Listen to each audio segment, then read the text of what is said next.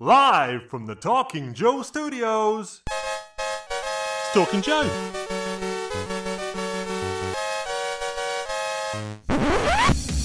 Talking Joe is on the air.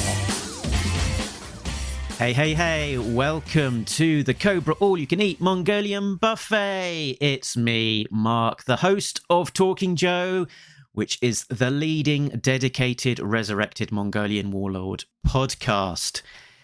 If you are new to the show, you can find out all of the details at the website, which is talkingjoe.co.uk. Now, today we will be looking at G.I. Joe, A Real American Hero, issue 297, which was released on the 31st of August 2022, just the very week that we are recording. And we have a special guest that we will meet in just a second. But before that, joining me, as always, it's A Real American Tim. Hello, Mark, and hello, listeners. Now, Tim, before we get right into it, I did have some business from the last episode. So last time, you I think, weren't so sure about the bat's arm attachments, and in particular, the stacked cup arm attachment.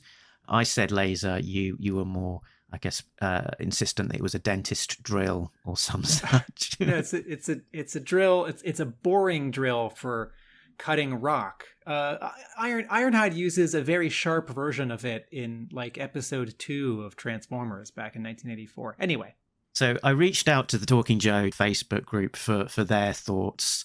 And Diana came back with a very sensible suggestion. It's a stack of cups. People got to drink, man. Hydration is important on the battlefield. Might as well have the robots carry around a few cups. Ben said if one of the other bats changed sides and couldn't be shot in the back, then the other bats would be equipped to throw water at them with Dixie cups because robots hate water.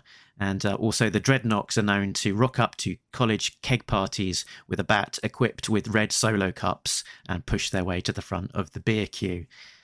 We also had some alternative suggestions from the consensus of everybody else saying, it's a laser, you silly Billy.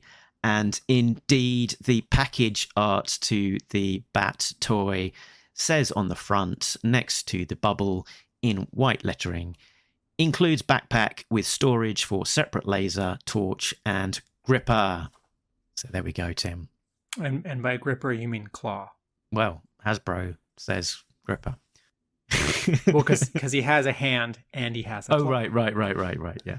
And he has a hand. Yeah. I also, listening back to the podcast and assembling it all, you talked about the sort of the Cajun dialect from Gung Ho and some of his specific dialogue, but we missed out on the obvious piece of dialogue that sort of pointed towards his dialect, which is where he talks about. I'll say this as it's written, gris. So gris, pronounced gree, is Cajun, which means to curse someone, frequently used in jest. So where he says, "Whoo, that big ma deuce sure put the gree on them robots," is saying that he's put a bit of a hex on the robots with the old ma juice. Very good. So all that aside, let's meet our special guest. I am delighted to have back on the show once more artist Andrew Lee Griffith, who is the very artist of the issue we are talking about today. He is an American comic book artist who is sometimes found in Peru. Andrew is known for his work on Transformers for IDW, but most significantly on G.I. Joe, where he did most of the issues for the Murder by Assassination arc.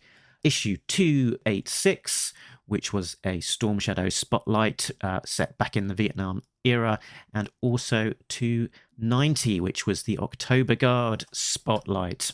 So it is with delight that I welcome Andrew back on the show again today. I think it's the 4th appearance, technically, after one appearance as a full-on interview very guest appearance for our anniversary show with a question for our quiz, and then also joining us to discuss the anniversary issue, but coming back for the fourth time to discuss issue 297. It is the artist Andrew Lee Griffith. Hello. Welcome back. Thank you for having me back. It's a pleasure to have you back, and it was a lot of fun seeing that you were going to be working on G.I. Joe once more. Was it a surprise to be back so soon?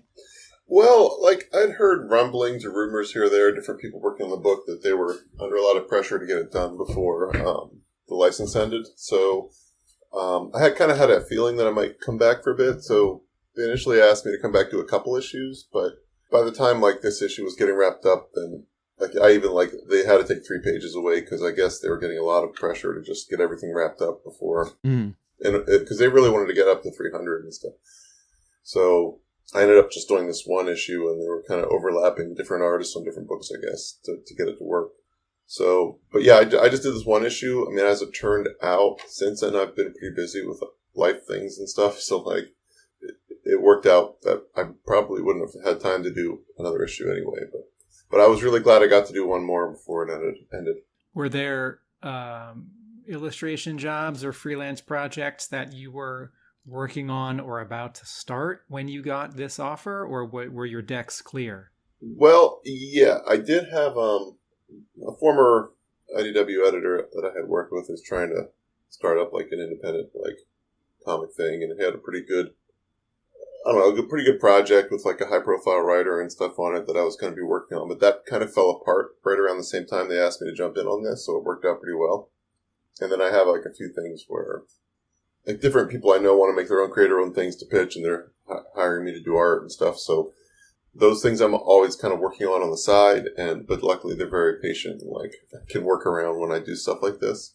So like it's I don't know, it's pretty weird how like for me it's kind of always kind of worked out. I mean, I always seem to have a backlog of commissions I need to get back to, but as far as like regular work like this, it tends to balance out and work out where I I lost that other issue, but as it turned out, I had other things keeping me busy. So, but anyway, it's just funny how it works out, like almost like it's meant to be or something. This issue arrived in stores on the 31st of August, 2022. When did you get the plot? When did you start drawing? How much time did you have? Well, let's see. I do remember I was finishing up the last page that I did I did it like, I got up to TFCon Toronto, which is a Transformers show there. And I was there like a day early, and I was working on finishing up one page in my hotel room. So that was middle of July. So I probably got the full script, maybe, I don't know, mid to late June, something like that. So 2-3 weeks to work on it?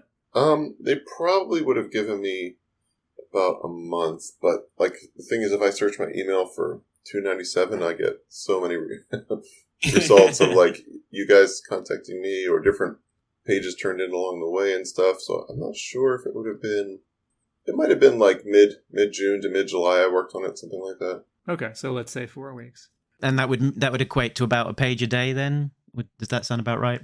I try to do a page a day, and it was probably the thing where like, because I know I had help on 3 pages, and like I said, they were under such a tight wire that when it came up, I had already been committed to this convention, and I was like, well, should I go? Should I cancel? And they said, well, it's going to be really tight anyway, so we're going to, give those 3 pages to someone else. So I was like, well, I'm traveling tomorrow, so I can't work on anything, so I'm going to lose that day at least. So, but, so that was right around the time I was trying to get it wrapped up when I was going to that convention. Yeah, a reminder to our listeners, there are 30 days in a month, and a comic is 20 pages, sometimes 22. And so as a fan, you might think, well, that's plenty of time to draw a comic in a month. But in this case, our guest is penciling and inking. And of course, artists want to take weekends. And if the writer says something like, 2-page splash of the 2 super teams fighting in Times Square, that took 1 moment to write, and that would take 3 days to draw. And then if an artist is going to do a convention, if it's 2 or 3 days, they're not going to be working on that then, unless they go back to their hotel room, there's the travel day on either end. There's like packing or saying goodbye to family, or, you know, you sometimes need a day to recover. So I have friends who, when they do conventions, they don't lose the weekend. They lose a week. Right. You're traveling there, traveling back. You have to get ready, and there's usually people who want like commissions and things. You have to look for, if people are like, "Oh, do you have this original art? Can you bring it?" You have to look for that and things, and yeah.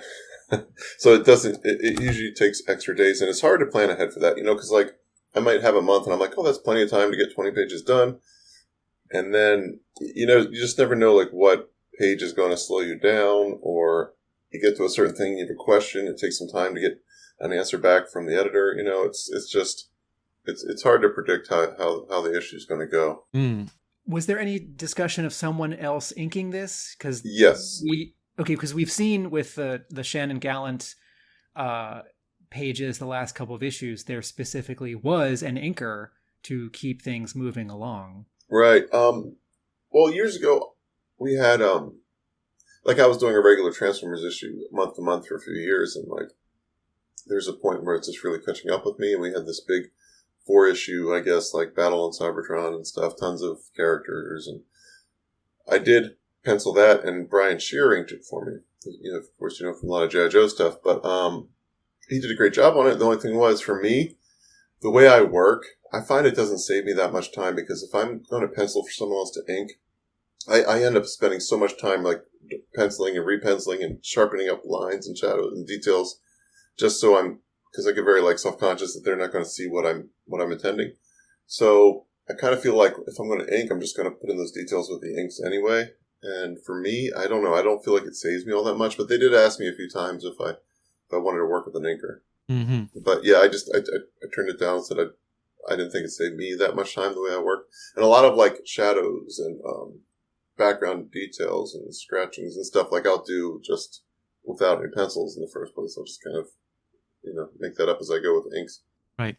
And the last time we spoke to you, I think you were still based in Peru.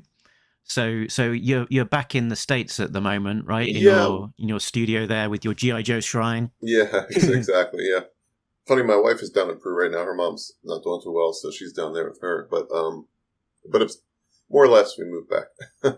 So yeah, I'm in my office, in my house now, and it would be fair to say a shrine. Lately, I've been adding a lot of like classified stuff to it and trying to make room for that.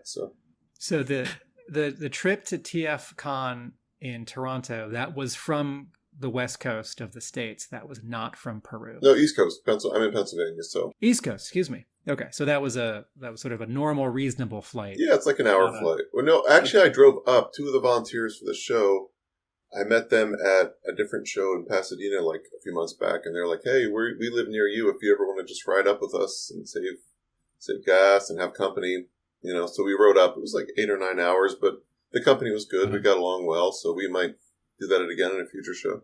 And working from your studio, surrounded by all of the toys, was that a different experience to your previous work on G.I. Joe? Because I guess you must have some of the figures that you're actually drawing to hand, like, you know, the likes of Rock and Roll, Gung Ho, so on. Yeah, a bit. There's definitely a bit of that. I know, like, definitely when I worked on the 40th anniversary silent interlude issue where we kind of each covered a page, I still have my original claw, and I think my Scarlet, I got another Scarlet a few years back. It's not my original Scarlet, but anyway, I had a Scarlet on a claw I was using for reference and things and proportions and stuff. So, yeah, I definitely have that for reference. And then, what was I using? Definitely, I was drawing a lot of Alley Vipers with shields in this issue. And I still have my original Alley Vipers, and by that point I hadn't gotten a classified one yet, so I was using a lot of my original toys, because like those shields, the way they curve and stuff, are kind of hard to get right at different angles. So that was handy to have.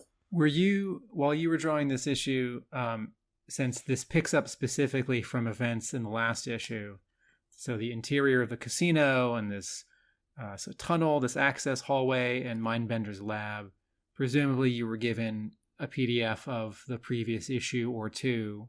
Do you have a sense of what issue Shannon Gallant was drawing while you were drawing this issue? Was he drawing the one before, the one after? I believe he was finishing up 296, because I remember he sent me like rough pencils of the final page of 296 and how I'd have to start 297 and roughly where everybody was and what things looked like and stuff. So I had a handful of pencils and a handful of inked pages from 296 to work from for reference.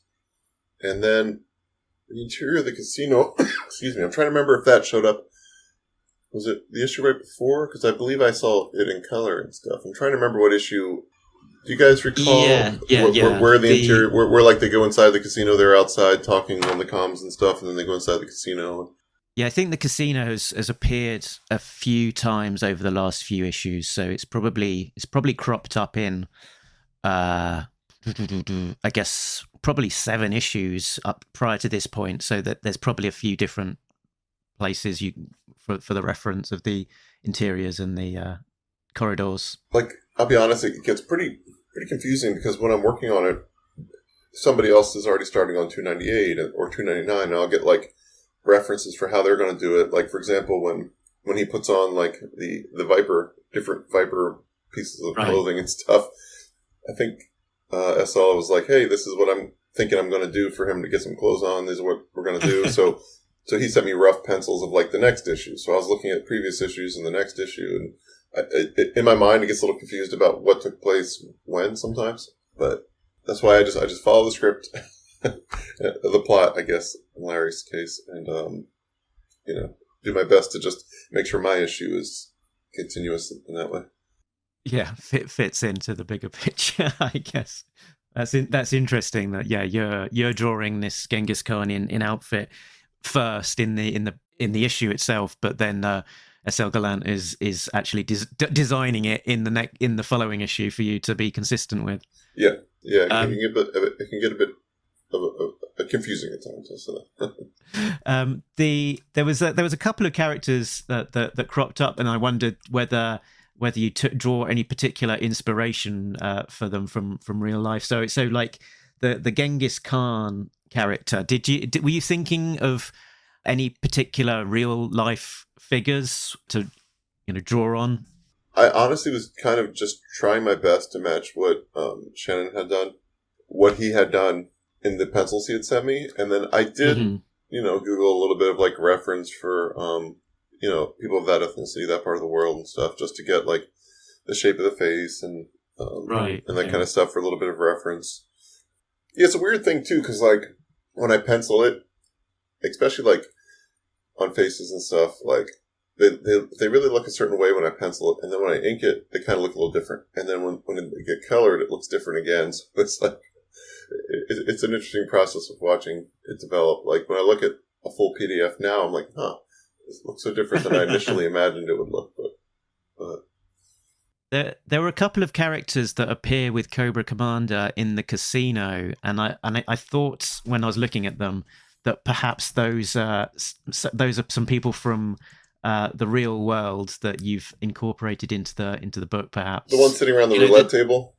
Yeah. I'm honestly trying to remember where that came from. I know I was picturing... I'm trying to get to that page there. This is page 13, panel 1, the guy with the black hair and the black jacket. I kind of was picturing him, like it wasn't anything specific. I was kind of picturing him as like somebody who was entertainment at the casino, like like a band passing through and playing at the casino or something, like an old like Duran Duran or something like that. And the guy next to him with a hat. It's weird too because Kellers can really give someone a different personality, and it's just so funny how and the dealer or whatever she looks entirely different than I was picturing. I was picturing someone of a different ethnicity when I drew her hair. But anyway, so the guy in the hat, I just was thinking like some old timer kind of, I don't know. I didn't really have anything specific, just like an older guy hanging out at the casino. Just they weren't necessarily meant to be anyone specific, just kind of whatever came to mind. Yeah. When I saw that panel, I thought, you've snuck in some of your friends or something. But no. Yeah, I also thought when I got to this panel, I said, okay, these don't look like likenesses, but this is definitely someone that Andrew Lee Griffith knows. No, not specifically. Just I can't say that that's the case. that might imply that they have a convincing personality, though. So that's good. Yeah, not just a bog standard background person. And it is kind of funny too. Like when you travel around the world for these different shows, different conventions, you might be like at a casino table or a bar, and you end up like sitting and like talking to people who are like completely different from you, look like people you'd never hang out with, So there's kind of something to that too. I think there's also, I don't know what the psychology is here, but I feel like when I'm watching movies or TV, when I'm reading comics, my brain switches over to stereotypes and archetypes. Sure. Like if I'm watching a movie with like a police department and the camera pans over to like the holding cell, I'm sort of expecting a certain visual type, people, attitude, clothing.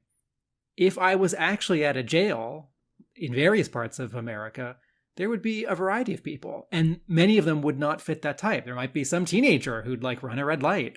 And so I think when we think of casinos, like we switch over that stereotype, like, oh, it's going to be some old people who are just pumping coins into slot machines. And we have seen a little bit of that.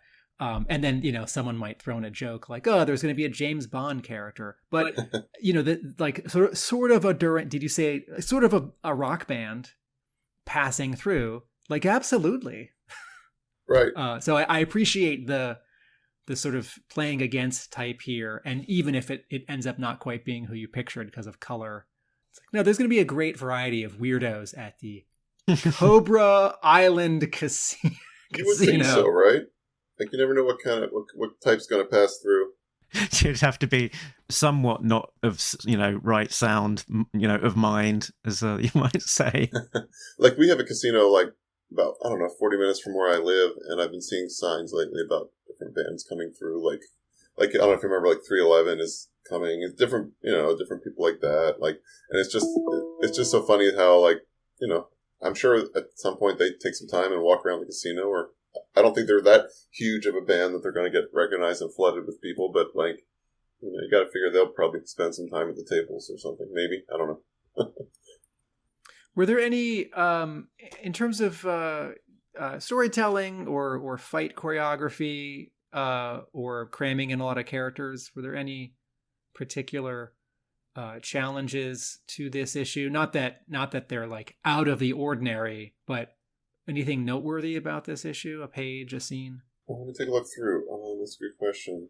And again, you've done this before, so it's not. I'm trying not to throw you some softball or a curveball. You're asking if anything stands out as far as like different action scenes. I do know that like the scene where all the Vipers in the hallway, like in like a phalanx formation behind the alley Vipers, that was sort of a challenge because like I wanted them to be consistent but not identical. So I was tempted to kind of like copy and paste some of them in Photoshop or something, but I don't know. I prefer it when it's hand drawn because there are little differences. Not everybody's the exact same height and in the exact same position and stuff. So like the shield camo stands out as being very different on each one. Yeah, because you got to figure there'd be some variety there. I mean, it was for sure a challenge having these action scenes in the beginning with Genghis Khan here fighting like stark naked with all these different characters and like picking angles that would be cleverly obfuscated or whatever. Yeah, I mean it's the standout kind of almost for the issue, as it were. Not pun not intended, but that you've got several pages there of Genghis Khan fighting in the buff, and each panel you're cleverly finding some way of not showing the whole of Genghis Khan, as it were. Are we getting a second first in a row? Last issue was the first ghost we've seen in a Larry Hama issue of G.I. Joe. Is this the first nude fight scene in a Larry Hama issue of G.I. Joe or issue of G.I. Joe? Yeah, maybe. It is funny how like we did get a few notes back from Hasbro where they're like, oh, he needs to be covered up more, or because everything was always covered up, but they're like, can you do it a little more so it's not quite so close to where we'd see something? It's like, yeah, we don't want to see the whole of the Mongol horde there. Page one. I don't need to guess which panels got that comment from Hasbro, but when I open up to page one, I thought, oh yeah, you'd have some obfuscating green smoke in front of Genghis Khan so we don't see him nude. And then I thought, that's more smoke than we need. I wonder if someone was just being extra careful there. That was a point where they came back and they said, Hasbro wants more coverage. So James was generous enough to say, I can just handle it. I'll put in some extra smoke, and Andrew doesn't have to redraw anything. So James Brown, colorist of yes, the issue. Yes. The scene that you referred to before with the Vipers and the Alley Vipers walking in formation, did Hama provide any photo reference or any kind of specific reference for their formation? Yeah. No, he's usually like very thorough about sending photos and stuff. When I worked on stuff in the past, especially like that Storm Shadow issue, he would send folders and folders of what their bases looked like in Vietnam and the equipment they were using and the Hueys and what typical Vietnam soldiers would be wearing and what state of wear and tear they'd be in and stuff. But like on this issue, I don't remember getting a lot of stuff from him. I guess because most reference would have been from recent issues or other issues being worked on. But for that, I just remember it being a description of what he had in mind. I know someone had asked me about how 50 caliber machine gun is getting stopped by these shields and what they're made of, but I was like, that's a question for Larry. I just draw and fold. I don't know how their elbows don't break or something holding them, but like, I don't know.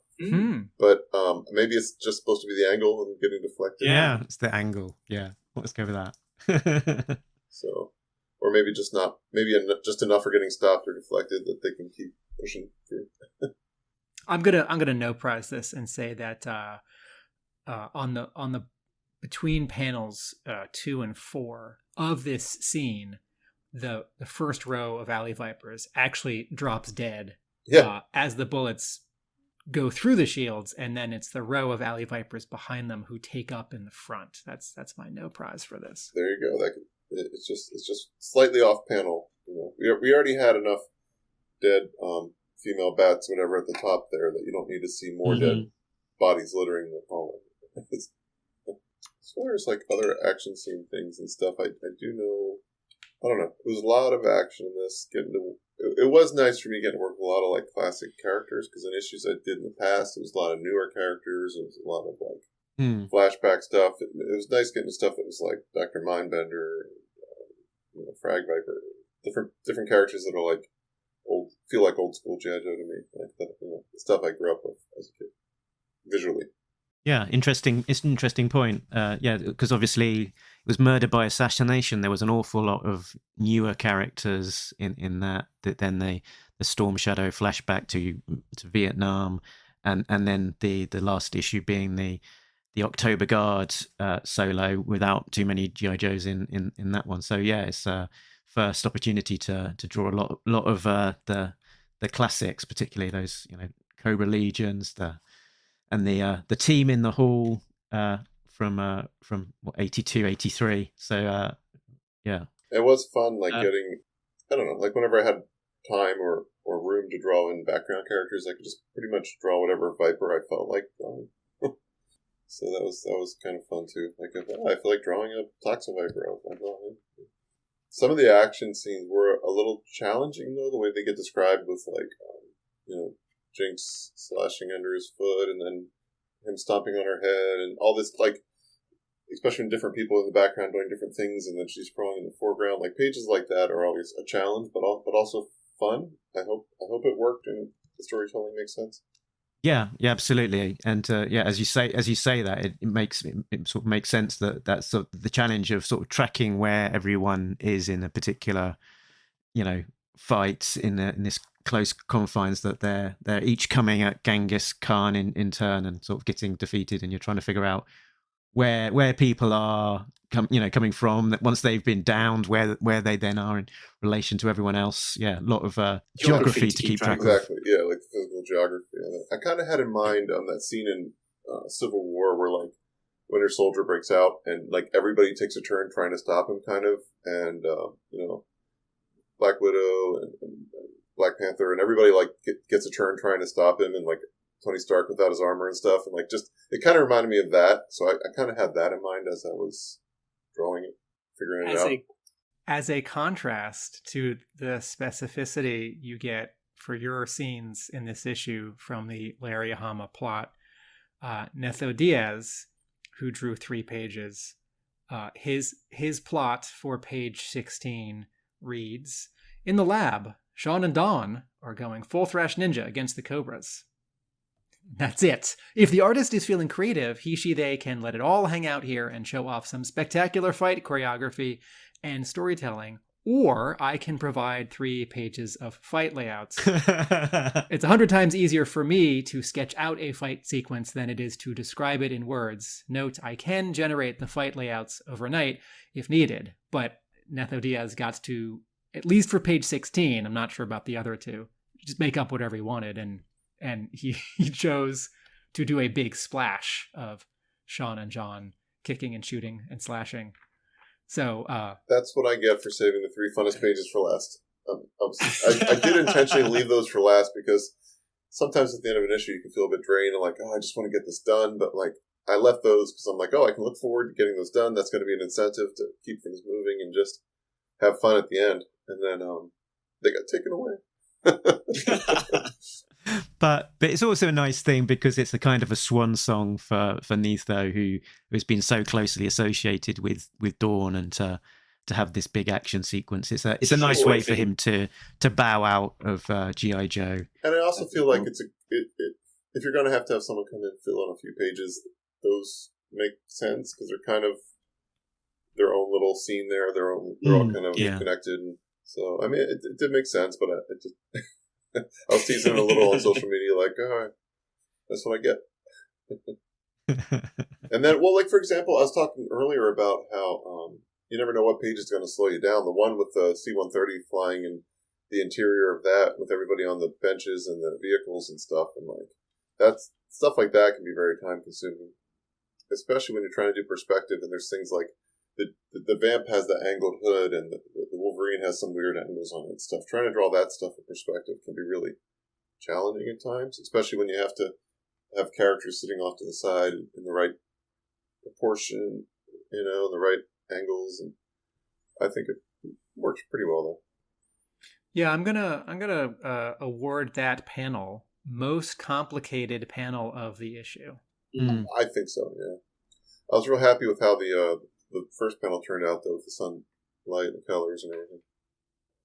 You should have saved this page until last, and then someone else could have drawn that for sure. Or I mean, no, like I'm sure it could have backfired too. It's like the lights are out, everything's in silhouette, like flat 1-point perspective, right? Some talking silhouettes.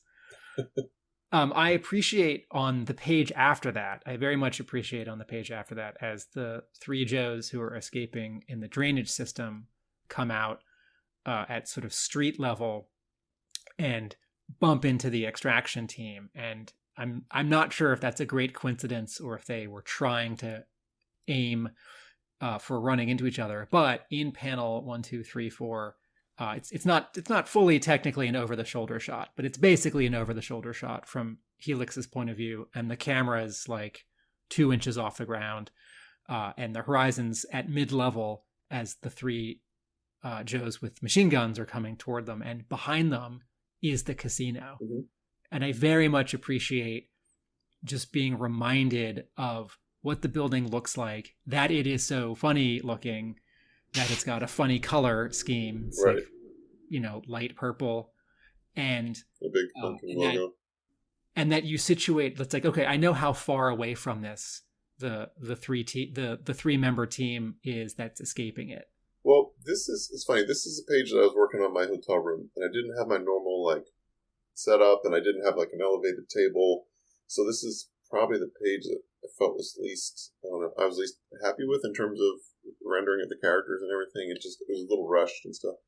But for that particular panel, it's weird because the previous pages that had been drawn that showed where they were outside of the casino, it wasn't flat surfaces, you know, it was like a natural road going up and down, uphill, downhill a little bit. So it's weird when you have to make sure that it's obvious that it's supposed to be going uphill and it's not just going off in a perspective flat background, you know? So I wanted to make it clear that it went uphill towards where the guys were running up over the hill, you know? So hopefully that works. Yes, they are coming up from behind that sort of front horizon line.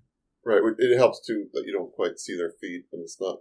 I'm not trying to be Rob Liefeld there. I just it helps to seal the impression that they're going over a crest of a hill if you don't see their feet and lower legs. So. I don't think Mr. Liefeld would have attempted this page this way. I like that. Well, I just noticed, and this isn't a knock on James at all. The lighting makes sense because it's nighttime, but if you look just at Helix's face in the last panel, she looks very blue and kind of reminds me of one of those Star Trek aliens. I forget what they're called. Andorians, yeah. Yeah, there's an unmotivated light source on Roadblock's shirt in that panel, too. Oh, yeah. That does not match the bullets hanging from his shoulders. And if we know anything from reading Devil's Due comics, every single bullet casing should be as bright as the sun. Those old magical bullet chains that just hang over the shoulders and they never seem to run out. So, I just to go back to a previous point, I agree in a larger context, it's nice to have you back for almost a whole issue. It's a bummer that you didn't get to do the whole issue, but getting this other person to do these 3 pages makes all kinds of sense. Right. And absolutely that it's a contained scene makes it fit well. And Diaz was in a rush. He was working on 2 other jobs when he drew these 3 pages. And so partly to save time, but also because why not? It's exciting. One of the 3 is a splash. But he did not, he said on Facebook this week, he didn't pack detail into these pages because he wanted them to match the rest of the issue, which is both, I think, a response to a crazy deadline, but also, I think, a smart artistic decision. It's like no one needs to be sort of reminded or convinced that Diaz can pack a page full of detail. So, you know, those pages are then inked by Maria Keene, who's been inking the regular issues around this. Right. And when I got to those 3 pages, I thought, like, okay, this is definitely where Diaz picks up, but this does agree more with your pages than disagree. And so I appreciate that. That's interesting to me because, like, I don't know how to say it. Like, I felt like my pages have more detail than this. This is more like the standard look in the recent issues and stuff, and I always thought the inks and stuff were kind of on a little bit on the simpler side, like less detailed and things, and I kind of feel the opposite. Like, I feel like I was putting more detail in. But then... You know what? I guess if I'm comparing his 3 pages to like issue 249 and 250, where he's like going nuts, and that also is a different inker. So yes, that's a fair response. Your pages have more detail. In sort of the broad spectrum of more detail, less detail, I do think this issue is in relative agreement with itself. But no, I mean, it works. It flows pretty well with the rest of the issue. I'm not saying that it doesn't. I just thought that was an interesting take. Yeah, I think Diaz, you know, with the look of, as you say, like the 249 or whatever it was, where he's sort of noodling a little bit more with the line work, and he's got a different colorist. This look to it with the sort of slightly paring back his style, having, I guess, a different inker work over him, and also having the consistency of the same colorist. Makes it flow. Like, I feel like this in a way that isn't jarring. Fits in really well with like Shannon's style on recent books. Yeah. Andrew, I bet if you want to draw your own version of these 3 pages, some moneyed art collector out there might fall in love with buying the whole issue from you, all 20 pages, including like the 3 that never saw print. Well, my regular collector already bought the rest of the issue. He didn't say anything Wow. about that, so I mean, if he wanted to commission me to draw those 3 pages so it was complete, I'd be interested. But... Right. He just picked up the whole kit and caboodle sight unseen, was it? Yeah, he don't want to identify the guy or anything, but he pretty much he's bought every issue I've done so far, the full interiors. Wow. And the page from the 40th anniversary special? That one I haven't sold. I've had some people reach out inquiring about it, but it's something I'd like to keep for myself because that was something I always wanted to work on, at least something like that. Not that I knew that was specifically going to happen, but something like that. And sort of this discussion of sort of versus Shannon's style was making me think about your previous issue that you did, 290, which was the October Guard spotlight. Was that originally going to be done by Shannon? Do you know? I got the impression that perhaps again it was you stepping in to last minute to make up some time. I think it was just one of those situations where they just needed help real fast, and they asked, "Are you available to start this like today?" And so it probably would have been by him. I think he did the next issue. That was the first part of Mistakes. 290 was the issue that Heather Vaughn was going to draw. Oh right, yeah, and then the scheduling didn't work out on her end. But that's right. In a reasonable, there's no controversy there. Just the scheduling didn't work out. That's right. No, whatever happened, I'm really glad I got to work on that. I always wanted, always liked the October Guard. One of the first issues I ever read was that physically got my hands on as a kid was when they were in, was it Kazakhstan or something, and they had like the big ATV thing that they were trying to drive something on the back of. I'm trying to remember the details of the story, but there was like this immense double-page spread where they were going over like a little off a cliff or something, and they had like a little jeep full of October Guards, and then there was the big ATV, and there was just all this crazy stuff going on. I just always loved that. Is that 6 and 7, or is that your Yes, book? I think it'd be 6 and 7. Yeah, and then they all get captured at the end of the cliffhanger. Yeah. Line them up along the ravine. Yeah, and execute them. Yeah.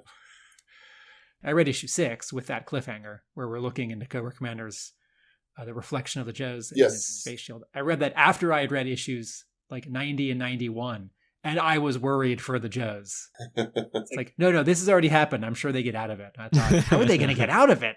They really don't seem like they're going to get out of it. Yep. Larry's always been good at those cliffhangers and things, and knowing where to end an issue and how to end it. As a fan, what's your take on Genghis Khan this character showing up here now? I thought it makes sense to have like a big villain come back right before the end, like it made total sense to me, like a new Serpentor kind of, and I don't know, I didn't put too much thought into it. It just made sense to me to have a big villain like that come back at the end, and yeah. And do you want to speculate if you got insider knowledge? Obviously, you don't have to spoil anything. But if you don't, do you want to speculate on where things might go as we sort of progress over the next couple of issues towards the grand finale? Well, I do know, and I was sworn not to say anything, but I do know how Larry intended to finish up the IDW run. Like, there's a specific scene taking place at the end. And I don't know if that's changed. I don't know if that's definitely where it's going to end up, but definitely sounds like fun, and definitely sounds like it'll leave people wanting more for it to go forward. Somebody told me that he posted on social media that he's writing issue 301 or something, I guess, for a different company, I guess. That's just what I was told. That's just hearsay. That's nothing. Yeah, at FarleyCon, he mentioned in passing that he was already writing 301 for the new, as yet unannounced publisher. Okay. So that's good to know that it'll continue. I have no idea who the new publisher is using as far as creative talent on any of the Hasbro stuff. And it's kind of funny because no one I've talked to who's worked on it knows anything either, so I'm assuming they're bringing in a lot of new talent. trying to make a mark. Are you for certain not doing anything for 300? 297 is your swan song for IDW G.I. Joe? As far as I know, yeah. Things could change. There is an oversized issue to come, so they might still need help. Who knows? I'd just put out there. I'd love to chip in on it if I could, but as of now, I haven't heard anything. Usually, I don't hear anything until like they're just sure they need help, and they're like, "Hey, can you jump in and do this?" That's usually how it works for me. Except for the murder by assassination, I had a little bit of lead time on that. You know what would be fair? 3 pages. Yes, yes. In 3 pages of cool ninja fight in 300. I think it's only fair. Yeah, there you go. Pitch that for me. I was going to say, especially if like Sherlock is in it, because then that could be like my last, my last few pages of the character I helped introduce. Mm. See, I was gonna say that I think what would be cool is if maybe each of the key kind of IDW artists were given like a splash page for the back of the book, kind of, with that splash encapsulating some key moments from the elements that they worked on. So maybe you could do a big murder by assassination splash featuring Sherlock to go. I'd be all for that. Mark, you're describing what I call the Bendis finale approach. Several times over Brian Michael Bendis's 15-year run at Marvel Comics, when he would get to the final issue, or sometimes just a big anniversary issue of New Avengers or Ultimate Spider-Man, there would be a series of full-page splashes or double-page splashes drawn by the artists who had done those scenes a year or 2 or 5 earlier, because Bendis was on these books for 5 years. And I think that's really cool. However, G.I. Joe, to me, is not a book that uses a lot of splash pages. And even though that's a fun showcase for the artists, I would rather every artist get to do a page or 2 of continuity in panels, or while I'm wishlisting, a 6-page backup. So, in a different version of the 40th anniversary year, IDW publishes more than just a double-sized final issue and a silent interlude remake. There are additional issues or hell, 297 and 298 and 299 are also double-sized, and that's how you pack in returning artists to say hello and goodbye one more time. Right. But sure, if it were to end up being just a sort of pin-uppy splash page in 300, that would also be exciting. It is funny how little opportunity there's been for big splash pages working on any of these books. I mean, there's been some big panels and things of I remember the October Guard going into the Revenge base and stuff, and there were some big panels there of action and stuff, but I haven't gotten to do a lot of splash pages in these books, if any. I don't think in the Marvel run, generally the first page is a splash page. Right. But, Hama is so much of a writer and a storyteller, and he's thinking moment to moment, and he's not thinking in that, 1990, 1994, pre-image, post-image mode of I need to pull in these young kids who just want something sexy and exciting. Oh, this page looks awesome. Right. Cable's so cool with his big guns. Or or the artist who's also writing the book, who, whether they're thinking it in the front of their mind or in the back of their mind, oh, if I make this page a splash, it'll sell for a lot more money. Right. So I think part of it is that Hama doesn't think that way, write that way. I think also part of it subtly is, years ago, G.I. Joe stories were 22 pages. Now they're 20. A little more condensed. Yeah. And whether Hama realizes he's doing it or not, I think everyone who's writing 20-page stories, who used to write 22-page stories, is reacting to that somehow. Mm-hmm. It's interesting, too, because when we did that 40th anniversary silent interlude project, we just all got an email at the same time saying, if you want to work on this, send us what page you'd like to request. And for some reason, I didn't go for the first page flying in. One, I didn't know how I could beat that initial image or match it or whatever, but the other thing was I figured everyone else would be going for that because it's so rare to get to do a splash page for G.I. Joe. That just popped in my mind when you were talking about that. But no, you're right. In the early 90s, how about all those issues with X-Men and X-Force where it's just sometimes there's just full issues, if I remember right, of splash pages. Like almost every page is a splash page, or like half a page. But also, in the modern era of variant covers, all of the different variant covers, in a way, they sort of, I think they scratch part of the itch for splash pages. I know it's not the same thing. It's not story. And also, issue 275 of G.I. Joe is the sort of response or antidote to this line of thinking. Sure. Because it was all splash pages, and Joe had never done that. Yep, you're right. It's like suddenly G.I. Joe 275 was like Superman 75, Death Exactly, of Superman, yeah. which was all splash pages. And that sort of hits the audience in a different way because it is sort of harder to tell the story. Yeah, it just makes that issue feel so big. You're right. I don't know how I didn't think of that issue when we were talking about this. But...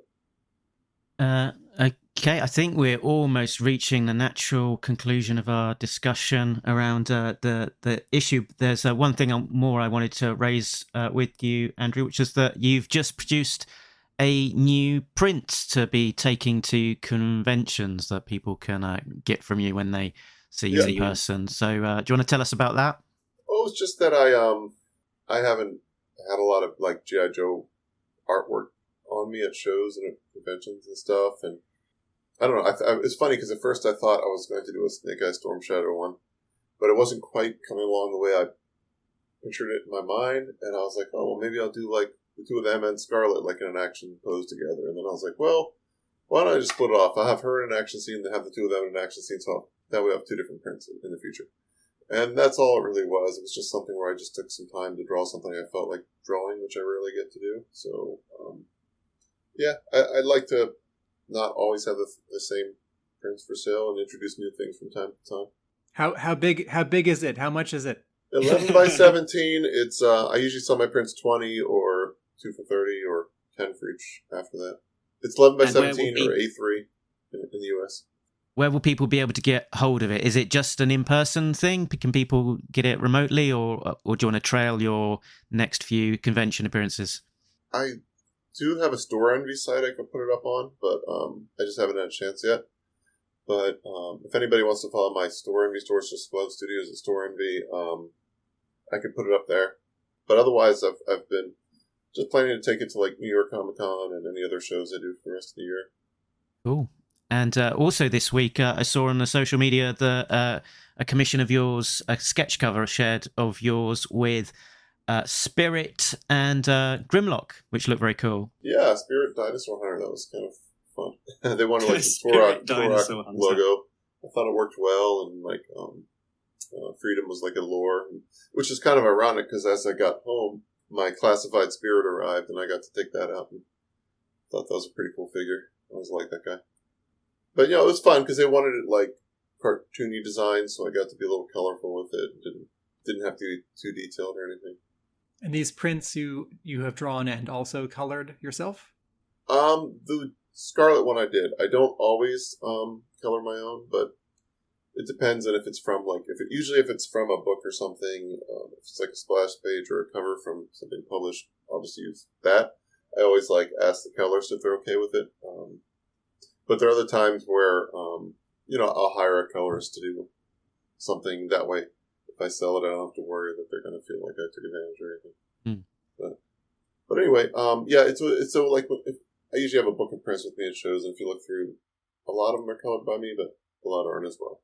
Cool. So, if people want to find you, get in contact, badger you for commissions, then I guess the place to go is to search Google for Glove Studios, and they'll find you, right? Yeah, for sure. And like Twitter, Instagram, my Gmail, like everything's pretty much just Glove Studios. It makes it kind of easy that way. I try to keep it consistent. Cool. And have you got anything coming up next that you wanna plug? Well, I'm working on some stuff for Renegade. The guys doing the card sets and everything. Right now, that's kind of like my most consistent work, and then aside from that, I'm working on a few original projects. One of them is with John Barber, the former editor of IDW, and wrote a lot of the Transformer stuff I did. So him and I are working on an original thing. We're just about ready to pitch, or maybe kickstart or something. trying to Excellent. decide what to do with it. I'll keep an eye on Twitter and see how that progresses. Look, good luck with it all. Thank you. I'm sure we'll be pushing it a lot on social media and stuff. I'm sure, yeah. I'm sure we'll get to a point where it's annoying. But So I think all that remains to be said is thank you very much for joining us once again and sharing your thoughts on the latest issue. And I hope everyone enjoyed it as much as we did. So, yeah, thanks again, Andrew. well, Thank you, Andrew. We're finishing up just as my voice is starting to normalize a little bit. not as hoarse as it was when I started. But yeah, thanks for having me back. And I hope there will be opportunities for it in the future. I don't know what's going on with the new publisher, but I'd love to keep working on Joe in some way or another. Now back to G.I. Joe. So, yeah, great to have Andrew back again. Great to have him back on the show. So, looking into the detail of issue 297, it comes from writer Larry Hama, artist Andrew Lee Griffith, and Netho Diaz, with inks by Andrew Lee Griffith for his own pages and Maria Keane for Netho Diaz's pages. Colours, as always, by Jay Brown, letters Neil Utaki, editor Riley Farmer, group editor Tom Waltz, and research specialist Diana Davis. Let's have a look at the covers in the gallery.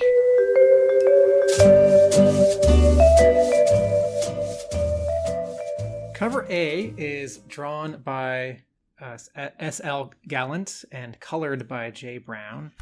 And in the foreground on the left, in a green glass tube of liquid and air bubbles, is a bald, anonymous, shadowed out male figure. We see head, neck, and two hands, and the fingers are touching the insides of this glass case. And this mystery person who some issues ago, when we first saw the cover or had the early inkling of this story, we are led to believe that this is either Serpentor almost ready to be hatched, or maybe a Snake Eyes clone, or both. In the middle ground, Scarlet, in a great sort of surprise attack, turning around and seeing something behind her pose with her weapon drawn, her crossbow, is looking back at this mystery figure, and her mouth is open. And then behind her are some blue computer screens, and Gallant has slightly crisscrossed the cover, both on the bottom, on the very top, behind the logo, and in the middle ground and background with some black power cables, which is a detail I think you noticed last, but does a nice job in adding depth to the picture, and also what I would call, finger quotes, some business, some bits, some stuff, that this isn't a clean computer lab. Cover B is the second of a set of interlocking covers drawn by Jamie Sullivan and colored by Raul Angulo and Audrey Sullivan. And this is every Cobra character with some Cobra vehicles behind them. So this one, there are some favorite characters like Slice and Dice and Major Blood and Night Creeper and Firefly in the foreground. There are some lesser appearing characters like the Headhunters. And help me out. So I know the Nitro Vipers are in the center in the back row, right? They're in light gray. They've red masks, and they drive the Hiss 2. Remind me who that recolor of the Nitro Viper is on the left, who's in sort of gray and red and has a white or silver mask. Did this person drive the what's that later Cobra vehicle that uses the Rolling Thunder wheels? So it's the one on the top left is a Nitro Viper that came with the detonator. Oh, and is he still named Nitro Viper? And the one in the middle is a Track Viper. Oh, okay, right. I'm getting mixed. Thank you. I'm getting mixed. Same up. mold, I think. Yes. All right. So Track Viper drove the Hiss 2, came first, light gray, red face. The Nitro Viper is the recolor. Thank you. Drove the detonator. And then remind me, who's on either side of the Nitro Viper? I think this is called the Cyber Viper, isn't it? Oh, yeah, from Mega Marines.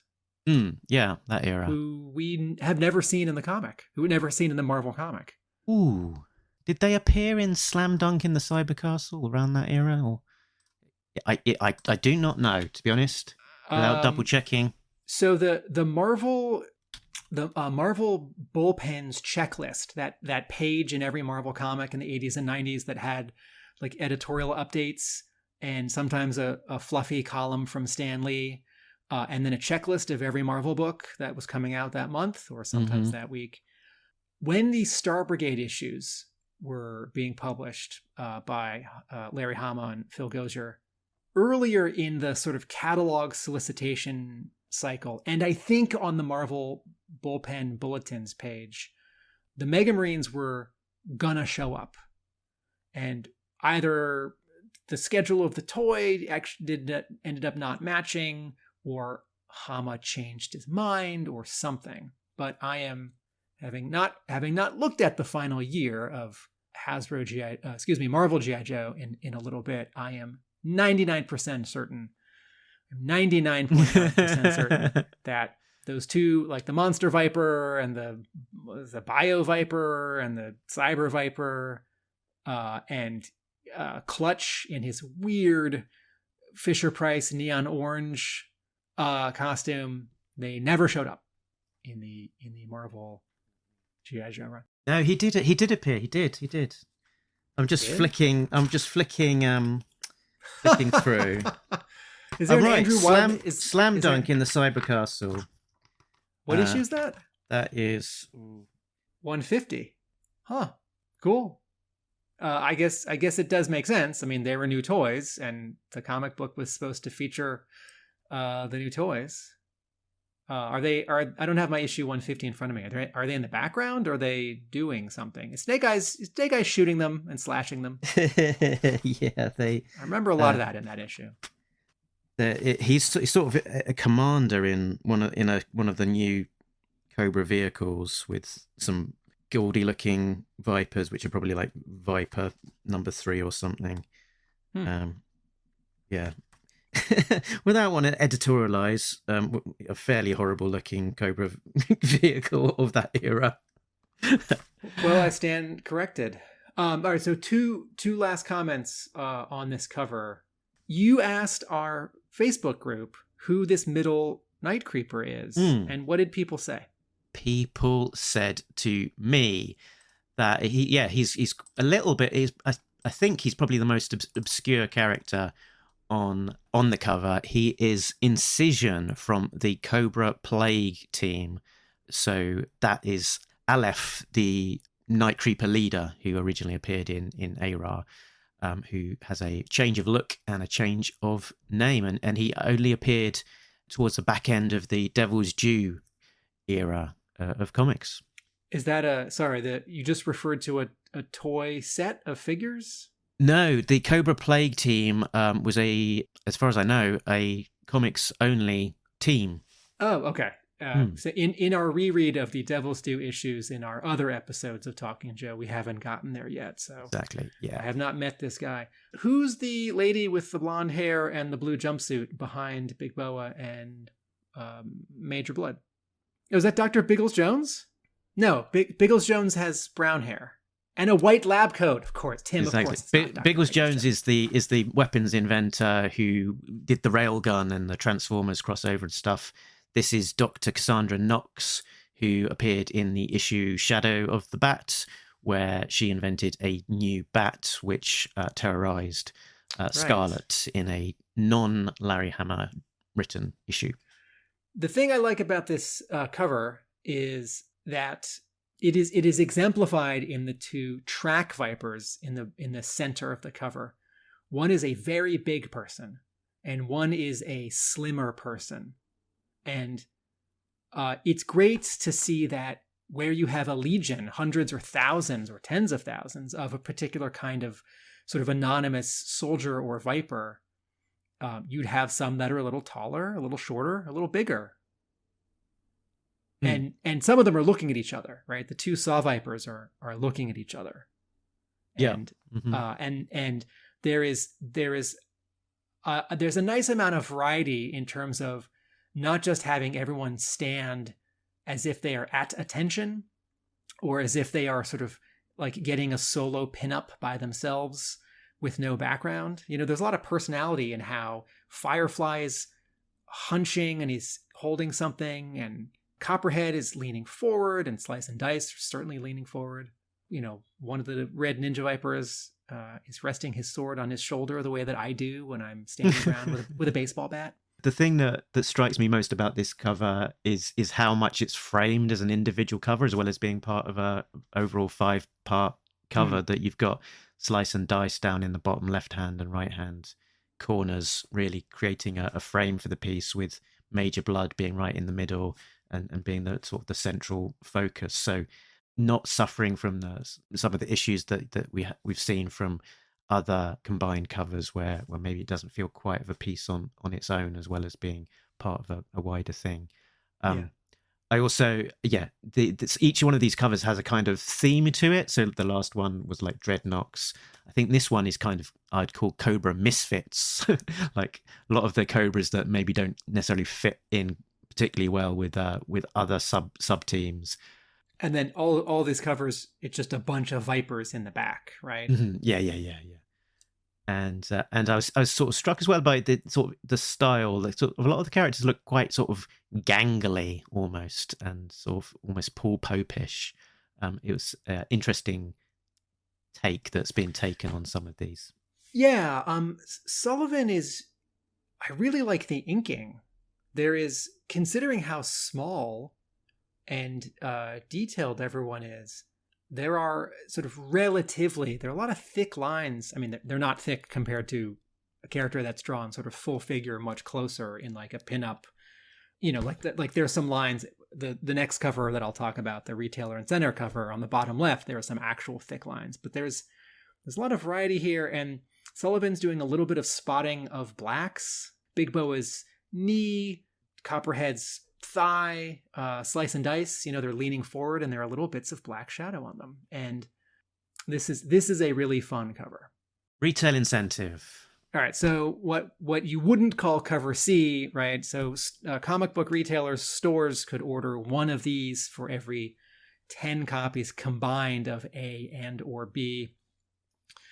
This is drawn by John Royal and Jagdish Kumar and colored by James O'Frady, and it is Big Boa bursting through a wall at us, and we rarely see this in the IDW G.I. Joe graphic design layout universe, but there is stuff in front of the logo. There is debris in front of the logo. So grateful for that. Pleased. I don't want to say I'll get it wrong. Is this Big Boa's first appearance in Hama's Real American Hero? He was on the cover. He was on the Jamie Sullivan cover last month. Was he on 296B? No, it's this one. It was the one that we were just looking at. Oh, yes, of course. I just referred to him. It's certainly, I think, his first solo spotlight cover. Yes. He is in an issue or two of the Devil's Due run. He does not appear in any Real American Hero story written by Larry Hama. Yeah, curious. I think you're right. I don't think he has appeared in any Larry Hama scripted books. There's a tiny addition here. He has a Cobra logo tattoo on his shoulder, which is not on the figure, and it sort of matches, parallels the white Cobra logo on his boxing glove. 3 things that I notice about this. One, he's got a backpack thing, or a bomb strapped to his back, or artists sometimes carry around like those clear plastic or black sort of plastic poster tubes that they can have art rolled up in, or like if your friend is an architect and rides a bike, that's how they get their plans around. There's a little canister thing that's stuck to his back, and I don't think that doesn't correspond to anything in the action figure. So no, maybe it's a thought process from Royal that he's got this breathing tube on his helmet that doesn't really go anywhere. Maybe he's thinking, if it's like a special breathing tube, you'd need like an oxygen tank or something. So let's stick it on his back. I don't mind it. It starts to ask a question, because I feel like there should be 2 of them, like Torpedo's tiny gas tank oxygen tank backpack. But where his head is here, Big Boa's head, we're not allowed to see if there is a second one. But anyway, so that's one thing that stands out. Two, the spikes on his bandolier suspenders are aiming in opposite directions from each other. They're not just sort of geometric conical like a cone spikes. They're like Hershey's Kisses, and they go to the left or to the right. Mm-hmm. That's a fun little flourish. And this is really unusual for a modern G.I. Joe cover. The coloring in the background is hard edge and graphical. It is a yellow and orange and red burst that I think is supposed to recall all the package art from the 1980s toys, the Hector Garrido explosion. But it's not that kind of explosion. It's actually, you were referring to Slam Dance in the Cyber Castle, issue 150 of G.I. Joe, right? That has a similar treatment where there's a sort of light and then it gets to red with black lines, making a traditional sort of comic book inker's like effect burst, like da da. So this Big Boa cover is subtly referring to G.I. Joe package art from the 80s, but also just a different graphical color treatment. With no fade on the color as well. It is distinct. Yeah, it's not it's not. There's no gradation. It's not painterly. It is just sort of triangular, thin lines, like an inker would do with a brush or a pen. And John Royal often shares his kind of work in progress art online, and so I've seen the black and white for this, and sort of just flicking between the black and white and the color. Sort of, it's striking how much as great as John's work is on its own, how much adding in the color sort of elevates it and makes it pop. It's not a case of sort of the color just being a functional thing that has to happen. It sort of is definitely part of the package of really selling this his work. I sometimes complain about color in comics or in G.I. Joe comics, and there's something happening on this cover that I like a lot, which is this yellow highlight on the top of everything. That is Big Boa, on the top of his higher boxing glove, his shoulder, the top of his helmet, his right, our left side of his helmet, that shoulder going past the Cobra tattoo, and then his forearm and the glove that's closer. There's this yellow. It's not a halo because it's actually on him. There's an arc light. There's a rim light on him, and James O'Frady makes the decision to not also put that yellow highlight on any of the debris.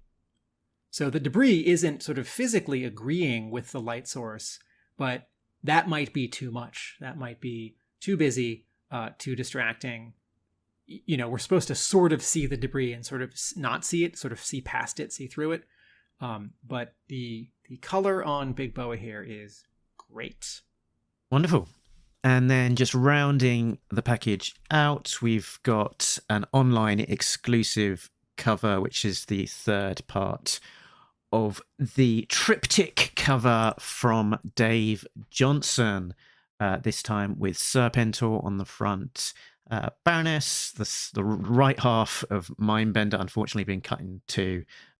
We finally see Cobra Commander, whose cloak is framing the other two issues, and there's also a Cobra Trooper in there. I think we've probably talked enough about the covers not to linger on this too much.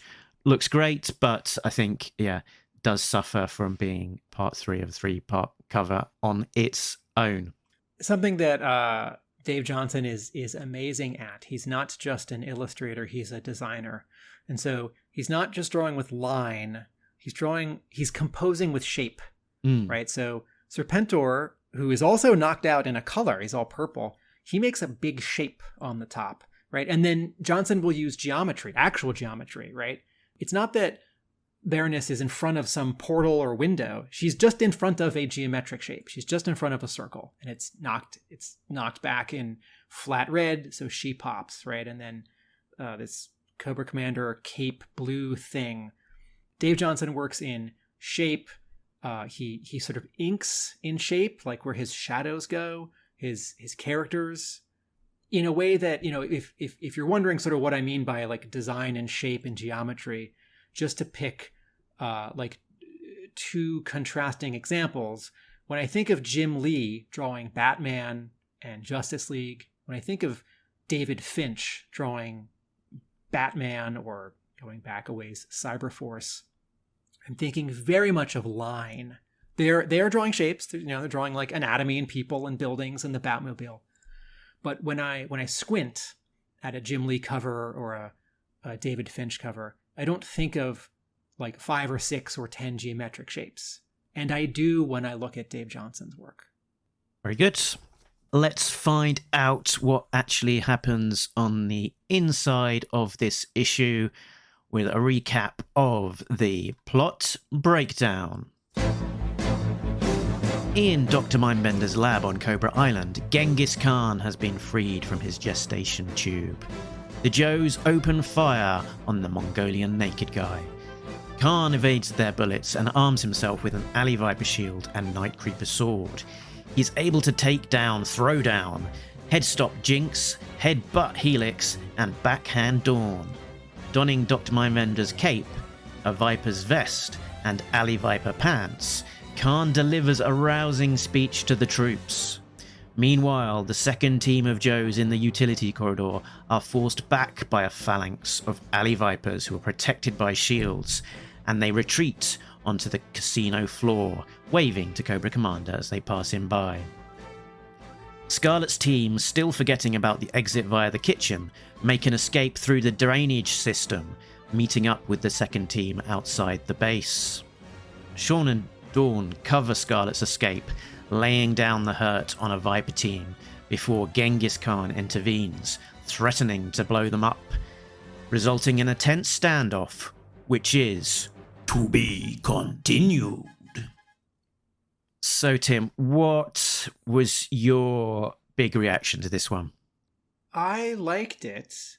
I don't know what I was expecting, because I saw part of your email to our guest for this episode where you described this issue as absolutely bonkers or totally bonkers, yeah, or outrageously bonkers or bonkerifically outrageous. And so I thought, oh yeah, I guess, I mean, Genghis Khan is in this issue, so I guess it'll be different than some other issues. Here are some things that I liked about this issue. I liked that various Cobra and Joe characters keep pointing out the incongruities of a resurrected Genghis Khan appearing in the modern day and completely having his faculties about him, that he's buff, that he can somersault and flip, that he speaks English, that he knows what a grenade is and how to use it. So that feels very Larry Hama, right? Like, I mean, even on the first page, Dawn says, somehow I didn't think he'd be that buff.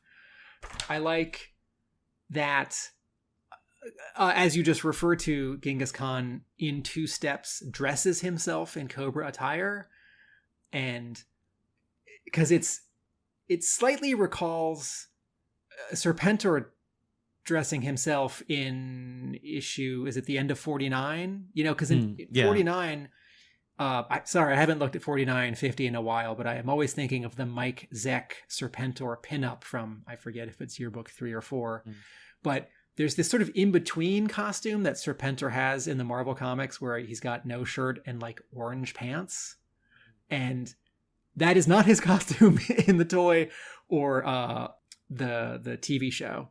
So for Genghis Khan to sort of not, there's a different version of this where like Mindbender is like, I present you here with attire similar to what you died in, sir, or so a specifically new tailored Cobra costume that is half Cobra and half what you might have worn. Like, there's like a helmet that isn't, anyway. Yeah, it's just like, instead the first part of it is grabbing the cape from Dr. Mindbender. Ha! Give me that cape. Yoink. Yeah. And he just grabs Mindbender's cape and he's like, what? Which may or may not be emasculating to Mindbender, but I think it does speak to this idea that Mindbender's creation is out of his control. Yeah. And James Kavanaugh, if you're listening, I fully expect you to appear at a future G.I. Joe convention in this precise cosplay. And I'm looking for The a great clothed black costume, please, James. Yes, well, a great black wig, and I'd like some facial hair. Oh, that's throwing down the gauntlet. Love The it. podcast that launched 1,000 action figure customs.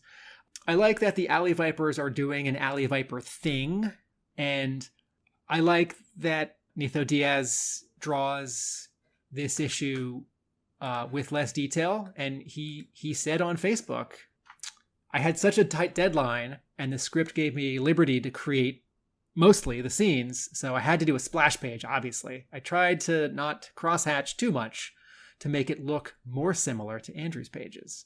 And then we can talk about this in a moment. He and Hama have a little exchange on Facebook, which is neat. I think there's good movement and fight choreography and dialogue and checking back in with different characters. I don't like that there's no letters page. Tom Waltz.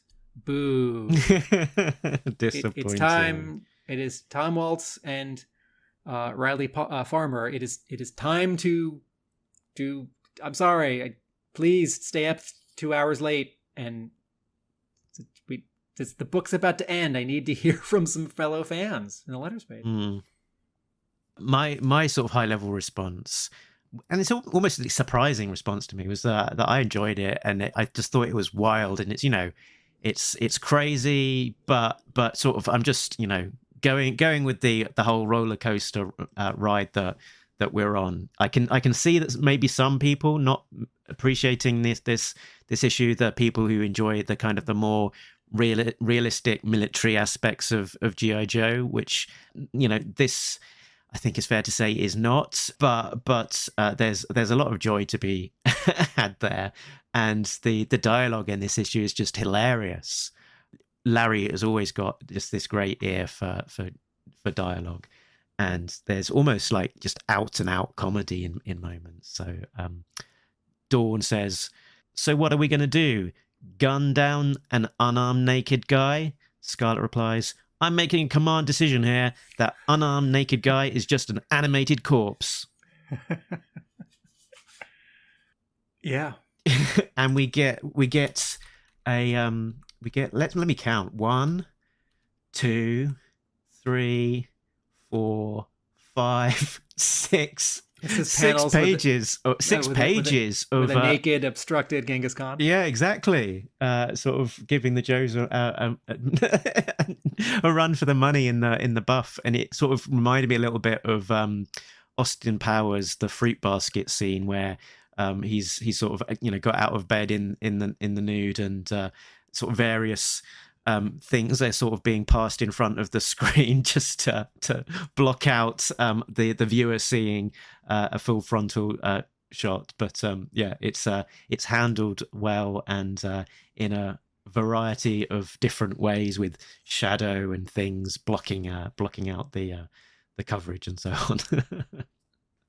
There is this had me slightly thinking back to the Jim Lee X-Men run in 1991, not Uncanny X-Men, adjectiveless X-Men. I think there's a scene around issue 6 where Psylocke is taking a shower, and maybe it is Uncanny, and there's very, very narrow, conveniently sort of wisping around steam so that you don't see her fully naked. And this also sort of had me thinking of the phenomenon in the last 5 or 10 years where Nightwing in DC Comics, right? Dick Grayson.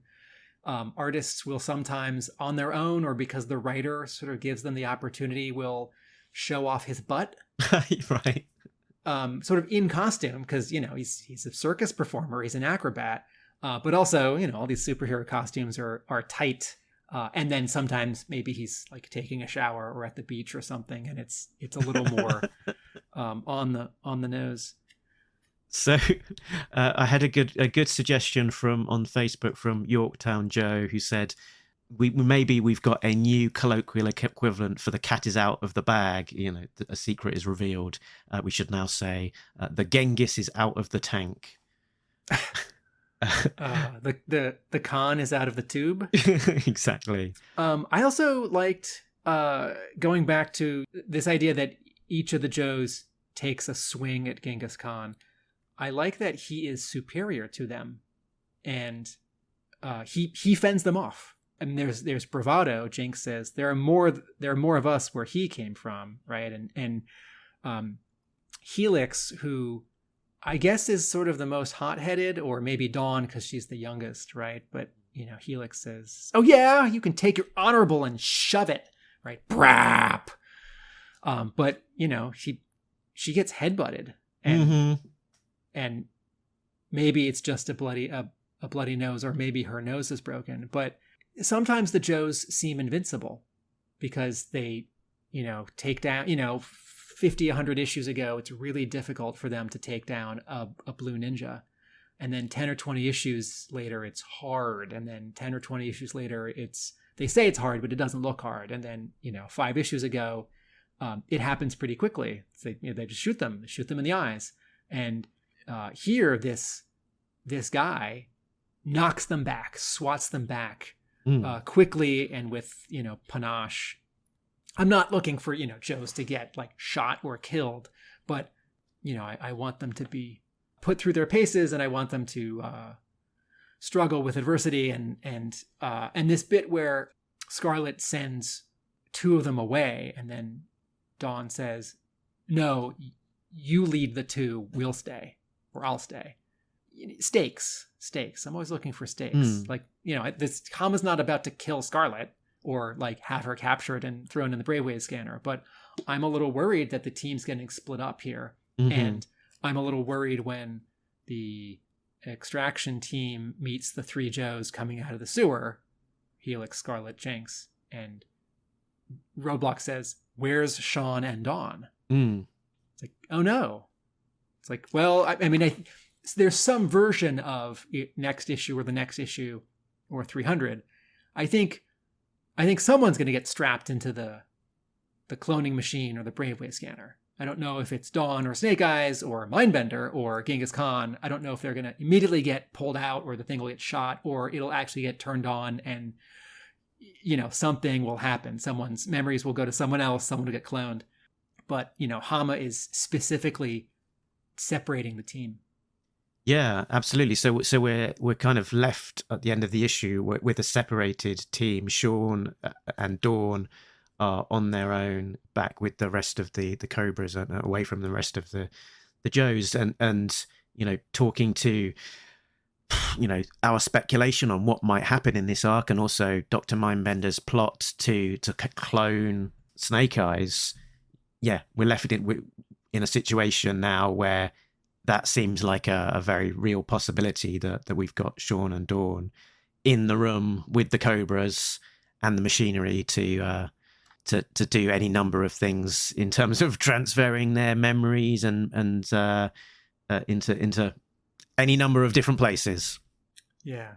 Yeah, you also sort of talked about the sort of stakes, and it's sort of we've had these characters, Dawn, Helix, Jinx, Sean, established as phenomenal fighters and somewhat undefeatable, and particularly Dawn and Sean. We've had the instances of them ploughing through the train in, I think it's 291, and being released the Sean in a couple of issues earlier. So it's almost sort of super powered in terms of their abilities. So somewhat humbling for them to be defeated so easily by Khan, and he throws quite a lot of shade there on Sean, which maybe some of the Fake Eyes haters might appreciate, where he says, not a warrior born, but at best a skilled pretender. That line is one of those truncations in writing that I think goes too far, but I'm actually okay with. This sort of shorthand where the resurrected Genghis Khan has been alive for like 1 minute, and he has exchanged one blow with this man in black, and he knows that this guy is some kind of pretender. Like you can imagine in a in a kung fu movie, in a boxing movie, like the character, the character who's a tactical genius, the villain you love to hate. You can imagine them trading a few blows and sort of at the end of a fight scene, at the end of a match, about saying like, "You are not who you say you are. You are just a pretender." Like, little boy, go back to your master. And so, like, I don't really think that Genghis Khan would know this quickly, that Sean sort of isn't the real Snake Eyes. But I'm okay with it because, to some extent, a lot of comics, is a shorthand, and we only have 20 pages. And also, Mindbender seems to have imprinted a lot of things onto the protoplasm matrix, or whatever the term is. So sure, why not all of Cobra's intel on all the Joes, happening off panel. And while we're talking about Khan still, we got to talk about some G.I. Joe fashion, and specifically the Emperor's new clothes. Armani, Prada, Versace too. Joe's changed their outfits from black to blue. Duke and Hawk, look but don't gawk. Changing their kit, whoa, is that legit? Swapping camo jackets, headgear and boots. It's now neon colours and funky spacesuits. Sci-fi stalker and even Roadblock. While Bill, Flint and Mutt gave me a shock. So go take a walk if clothes aren't your passion. Cause it's comic book talk and lovely G.I. Joe fashion. So typically for an Emperor's new clothes, he is in the buff initially, but then he dons some Alley Viper trousers, as we would say over here in the UK. It looks like a Viper's vest, but it's red as opposed to the black that most of the Vipers are wearing in this issue. So a Viper's red vest, which is at least a canonical with some later versions of the toy. And Dr. Mindbender's cloak. It's a bit of a jarring look in terms of that colour combination, but functional. And also sort of topped off points with a Night Creeper curved sword and an Alley Viper shield. What do you think, Tim? And I missed this the first time, but besides using Mindbender's cape as sort of a towel around his waist, there is a panel where a Viper puts it on him like a cape. I think the color scheme is terrible, which is why I think it's so funny. Yeah. Like I think Serpentor wearing the sort of the weird wispy cape with the two strands that come down in the front, and no shirt and the orange pants in issue 49. I've always disliked that. I think it looks terrible, but it's sort of softened because the color isn't saturated, because it's like old comic printing on newsprint, and Rod Wigham's artwork is, crisp. And in my mind, I'm sort of just pretending that he's wearing the proper costume from the action figure in all of 49 and 50. But so as I think an inadvertent callback to that, I'm okay with this. And considering how carefully Mindbender planned this, I feel like the clothing, that it's piecemeal, and then also that the colors are terrible, is a funny comment on how this is going sideways quickly, right? And Laura whispers to Mindbender, already having second thoughts. Let loose upon the world with an army, he could be disastrous. I had thought I had programmed enough safeguards into him to keep him under control, but is that really possible? A lot happens in this issue, and I feel like it sort of makes up for those two issues where your main comment and my sort of secondary comment was like one issue's worth of stuff happened in 2 issues. And also this issue's good, sort of, I'm using this term in a specific way, closure, or maybe the word is follow through on the last issue, where we have this flashback to Genghis Khan in his original era, and it's unusual and pretty long considering the rest of the issue. But maybe without that, this issue, what's the big deal with this guy? He's a big deal because I guess Mindbender is sort of telling us that he is. But some track was laid. We've seen that he was a big deal with our own eyes, and also we saw his death as well. So when he's talking at the end about his threat of a suicide bombing, and saying, "I was dead for 800 years before I was revived. Do you think I'm afraid to return to the good sleep? Well," that's maybe not just some idle threat that, he was dead. He was shown as a ghosty as well. And so maybe the idea of no longer being alive is not as scary a thing to him as it might be for someone else. I don't know how I feel about his final bit of dialogue there. This page feels different for Hama and a cliffhanger. I think part of what I'm reacting to is the final page. The actual, I like the drawings. The layouts are a little less exciting than I'd prefer. There's sort of no backgrounds, but the cross-cutting makes sense. We see her, we see him, we see him, we see them. But this final page, I want to believe Hama that Genghis Khan is willing to kill himself to take down these two adversaries. But at the same time, he's been alive again for like 7 minutes. I'm not sure that I'm convinced that I think I'm calling his bluff. And, I think Hama gets to this page and maybe has an idea what the first page of the next issue is, or maybe not. And also, if Andrew Lee Griffith is drawing this issue while the next issue is being drawn, or there's some overlap, Hama's writing 2 issues much more closer together than normal, or maybe sort of overlapping. Yeah, and the approach as well is that his plot, art, dialogue.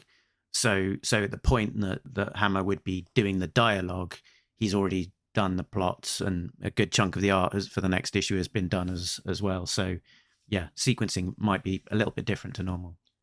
So, and I'm looking at this final page and I'm thinking, whether or not this is a bluff, I feel like the next page skips ahead the first page of the next issue skips ahead 10 seconds.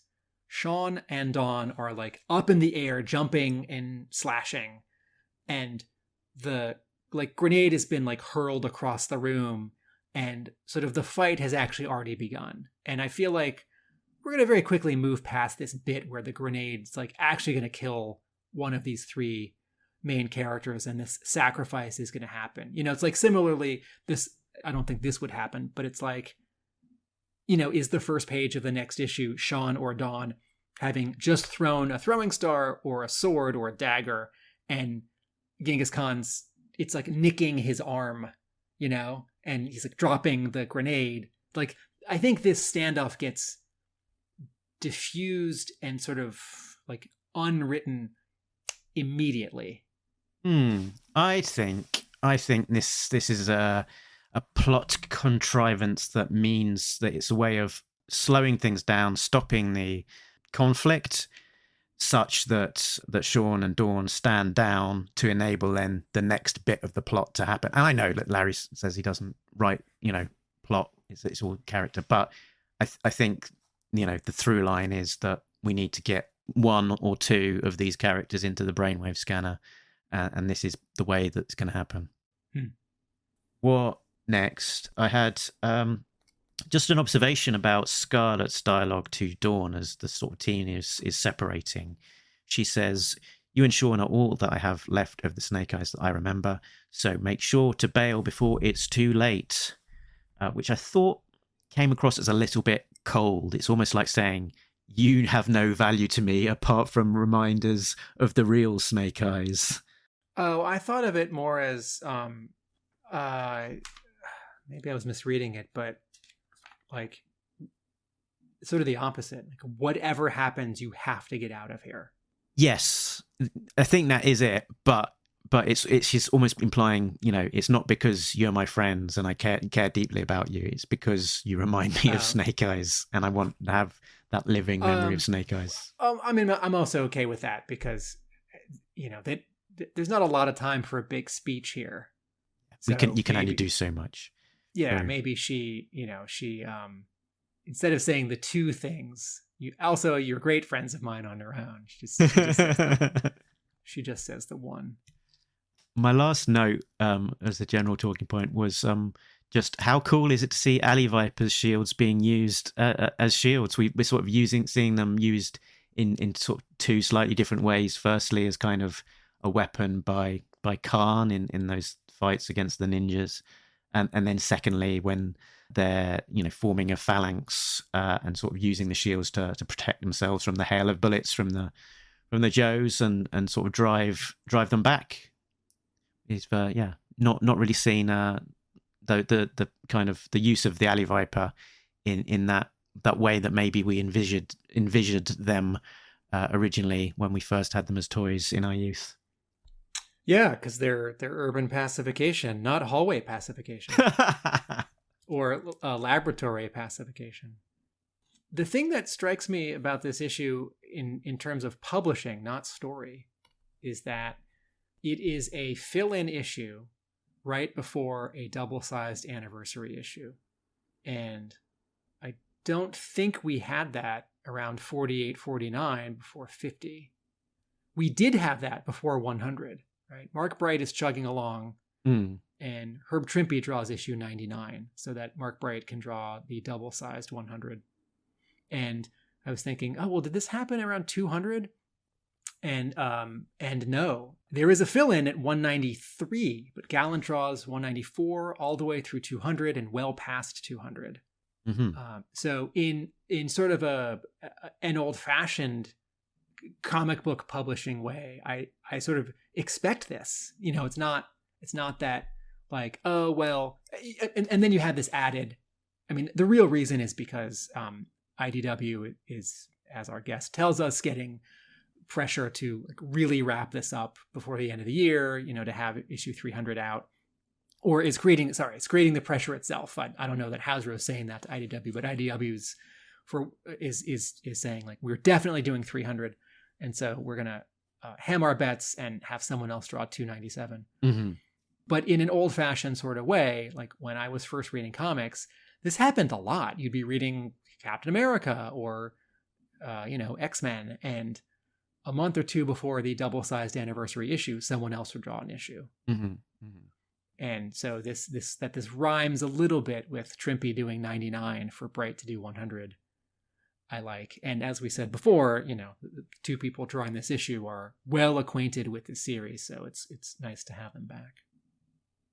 That exchange between Diaz and Hama. So Diaz posts the pencils of his splash page, and Hama sort of slightly corrects his characterization of the sort of how to draw the scene. And Hama says, actually, I gave you the option of working from my allouds or flexing your creative muscles. I would never leave an artist to hang out to dry with a throwaway line like 3 more pages of fight. And Diaz says, don't take me wrong, Larry. I love to have the chance to do it. I had a very tight deadline to work on these pages, along with another 2 books I'm working on. So I wouldn't have been able to ask for a layout from you as I have asked before, which is much easier. But I thought if I could create it, I would think about shortcuts to hit the deadline. So I did the splash page. I wish more writers would have this confidence in the art team, actually. Sorry for the confusion, and Hama says, no offense taken. Just wanted to clarify so that other artists don't automatically assume that this is business as usual. I may not have had it totally clear that my, quote, layouts are the same as written explanations of choreography and are there only to indicate what the action has to be. Any reinterpretation that improves on the storytelling is always welcome. What you provided above is far better than anything I could have come up with. And Diaz says, thank you very much. Thank you so much, Larry. It means the world coming from you. That was posted on Diaz's Facebook page. He posted the plot for page 16 and his pencils for that splash page. Cool. I spy with my little eye. So I spy Roblox kicking down a door again, in a very similar way to that he did last issue. So I can also at the same time say I spy a panel that looks very much like the Special Missions trade paperback. I Spy. This is not an homage. This is not a swipe. This is completely inadvertent. It's just a little visual echo. Panel 1 of page 11, which is this slight up angle of Scarlet. So the camera's below Scarlet, but also she's leaning away from us, and she's leaning back against a squarish trapezoidal tech thing where the left side is a color and the side facing us is knocked out in black. This panel reminds me of the cover to issue 48, where Zartan is camera's a little bit low. Camera's at like diaphragm height, looking up slightly at him. He's leaning back a little bit while he's strangling Gung Ho. And there is a squarish trapezoidal thing, sort of a hallway door wall thing behind Zartan. And the left side is a color and the right side is black. So that is coincidental. But I looked at this panel and I thought, that reminds me of something. That's what it was. Cool. This isn't my spy, but I'll shout out to Jay James on his tank, who says that Genghis Khan reminds me of Liver King on YouTube. And he seems to be this social media phenomenon of of this guy with a great big beard and a body made out of solid teak, let's say. So if you want to check that out in your own time, Liver King, search if you dare. Error detected. Error detected. No prize incoming. Error detected. Anything, Tim? No. So I spotted this one somewhat by accident. I was looking back to last issue, and this is really in the detail of errors detected here. In that lovely panel in the C-130 with all of that great perspective of the vehicles and the Joe sitting down, we have the vehicles in the C-130. They're the same ones that we saw going into the C-130 last issue. Are they in a different order? They're in the same order, so very good.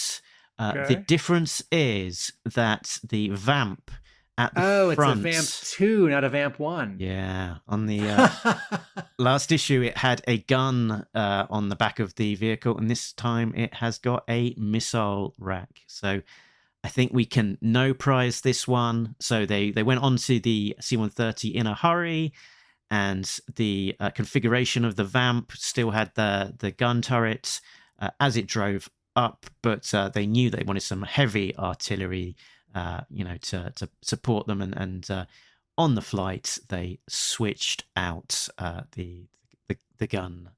And we'll no prize this back when the next issue comes out. and then they changed their mind. Right. Yeah, let's look out for it next issue. Let's see what it is. I'm gonna go a step further. When the cargo bay doors closed, not only did they take the guns off and put the missiles on, they said, we've got 3.5 hours. Let's paint this Vamp 1 to look like a Vamp 2, since now it's a Vamp 2 with the missiles. So by the end of the flight, they're going to say, you know what? I think we need guns, not missiles. So they're going to put the guns back on and then paint it back. So I do think in the next issue, it'll be wet paint. Which is also the name of a new Joe. Wet paint. Excellent. Yeah, he's a trainer, he's a G.I. Joe trainer. He does paintball back at headquarters. Anyway, James Kavanaugh, because invent something for wet paint and cosplay as him. I didn't actually have a hammer time this time. I have one. This isn't like jargon, but 2 panels after that Scarlet panel I just talked about on page 11, Scarlet says, we need to find an exfil route that doesn't involve getting past the advancing Cobras. And Jinx points and says, there's some sort of sump cover on the floor by the DNA tubes. See, all the liquid that's spilled out is draining. There's an eddy in the puddle. And that is a very Larry Hama thing I don't mean write, I mean to figure out. That is clever, right? Because it's not just like, oh, there's a manhole covering, or oh, there's a sewer or a basement or a sub basement, right? That either sort of like this is sort of a joke, but this is true. Like writing is a lot of sitting at your desk and just staring off, and you're just thinking about the thing you've already written, or you're sort of playing out scenarios or moving sort of mental chess pieces around. And some of it is like reading the paragraph you just wrote and reacting to it, going in and changing a sentence. But, like you say to a writer, it's like, well, write faster, write more, write better. It's like, no, sometimes this can't be rushed. And sometimes it looks like you're not getting your money's worth because the writer is just sitting there staring off. But then you maybe come up with something like, well, there's all this green liquid in the tube. And there are only sort of 4 ways that Joes are going to get out of this room: out the front door, out the side door, through the ceiling, the roof, right? The air conditioning ducts, or down. It's like, oh, okay, well, basement, sub-basement. Like, oh, well, the green liquid. And then Hama gets very specific. All that liquid that spilled out is draining. There's an eddy in the puddle, right? That's smart. Yeah, good. Very specific language as well there. Sump cover and eddy in the puddle. I have 2 sump pumps. Okay. One is under my store in the basement, and one is in the basement of my home. And each has a cover, right? Because a sump pump is just like a cylindrical hole in your basement. And if your basement floods, or if it rains like crazy and the groundwater comes up, it sort of goes there because that's the lowest point in your basement, slightly under your basement. And then you have a pump in it, which like connects to a pipe, which like shoots the water up and out to the side of your home or apartment building, or like out onto the sidewalk, right? And so I remember now, you wrote a book about it, Sump Pumps and Me. This Sort of Thing Is My Bag, Baby, by Tim Finn. People don't remember this. There was actually a 7-part article series on my blog at the beginning of arealamericanbook.com, all about Sump Pumps and Me. So anyway, I like this little. I'm gonna call it not a Hamaism, but in terms of this thing I say, it's like you would not see this line of dialogue in X-Men comics. Cool. I would have preferred Dawn to have, instead of noticing the sump cover, I would have preferred her to have remembered that there was a door that she came through in the first place, which was led to the kitchen. Okay. Let's move on, Mark. Don't let it go. Let it go. I think in the same way that there are Joes overhauling a vehicle inside a cargo plane, I think there's a whole team of Cobras that like walled off that doorway just as the fight started. So you actually can't get back into the kitchen. Yeah. Okay.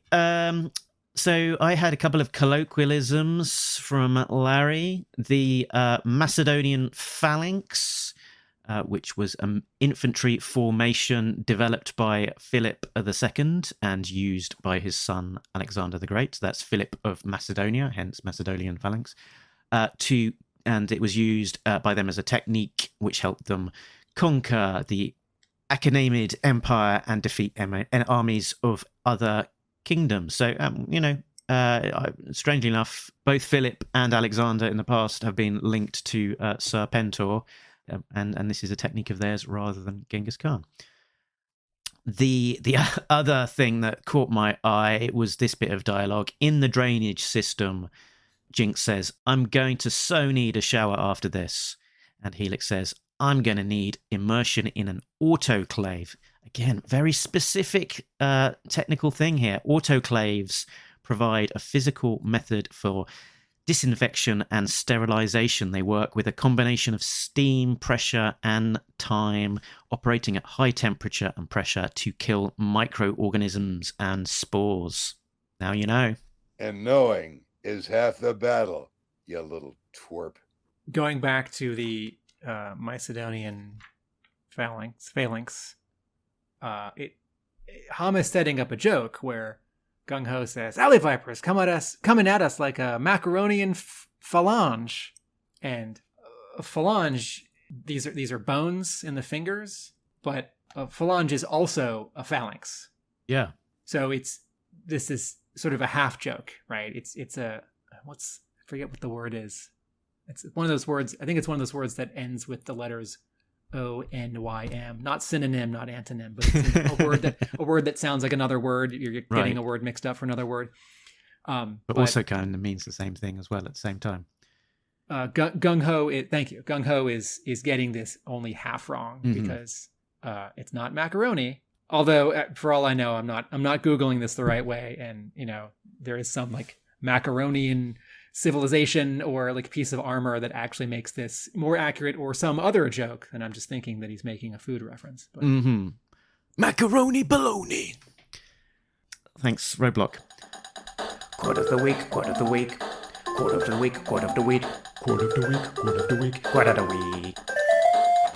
So much to choose from this issue.